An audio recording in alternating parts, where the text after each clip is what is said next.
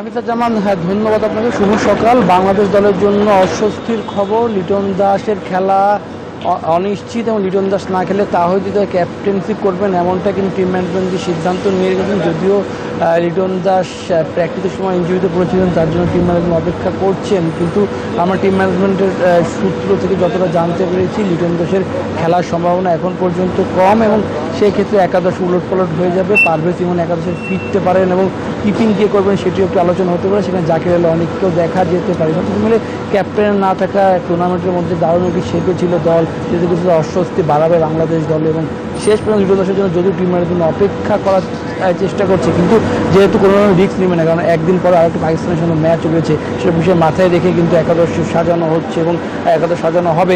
বাংলাদেশ দলের জন্য স্বস্তির একটা বিষয় ছিল যে বাংলাদেশ যেভাবে লাইফ লাইন পেয়েছিল, শ্রীলঙ্কাকে হারিয়েছিল সুপার ফোর, একটা পয়েন্ট হবে 2 নম্বরে ছিল এবং পাকিস্তান জেতার পরে বাংলাদেশ 3 নম্বরে নেমে গিয়েছে এবং শেষ ম্যাচটি সেক্ষেত্রে বলা যায় বাংলাদেশ আজকে জয়লাভ করতে পারে, কিন্তু সবাইকে ফাইনাল নিশ্চিত করবে আজকের ম্যাচে। যে দলই জিতবে তারাই সবাইকে ফাইনাল নিশ্চিত করবে এবং দর্শক হিসেবে বলে রাখতে চাই, দর্শকরাও কিন্তু অপেক্ষায় আছে বাংলাদেশের খেলা দেখার জন্য। যখনই বাংলাদেশের গণমাধ্যম কর্মী দেখছে, তাদের একটি চাওয়া বাংলাদেশ দলের জন্য শুভকামনা, বাংলাদেশ দলের শুভকামনা তাদের পৌঁছে দেওয়ার জন্য, তো ক্রিকেটারদের পৌঁছে দেওয়ার জন্য তারা বারবার অনুরোধ করছেন, মাঠে বসে তারা খেলা দেখতে যাচ্ছেন। আমরা শুধুমাত্র দুবাই থেকে নয়, আবুধাবি থেকে, আজমান থেকে অনেকেই আসছেন শুধুমাত্র একটি ম্যাচ দেখার জন্য। সকলের কাছেই চাওয়া একটা বাংলাদেশের শিল্পীরা সেগুলো অতিবাহিত হয় এবং সে ধারা অব্যাহত থাকে। কারণ আমরা জানি যেই একাদশে সুযোগ পাচ্ছেন, সাইফ হাসান গত ম্যাচে দারুণ ব্যাটিং করেছেন, এর আগে নুরুল হাসান সোহান এক ম্যাচে সুযোগ পেয়েছেন, স্লগে 6 বলে 12 রান করেছেন। রান আউটটা তারা কিন্তু ম্যাচে মোমেন্টাম চেঞ্জ করে দিয়েছিল।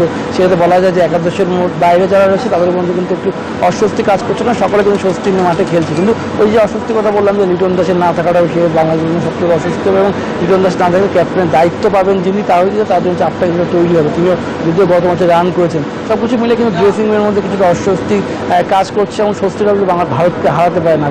এই ছিল আমার কাছে এখন পর্যন্ত সর্বশেষ। ধন্যবাদ শুভ।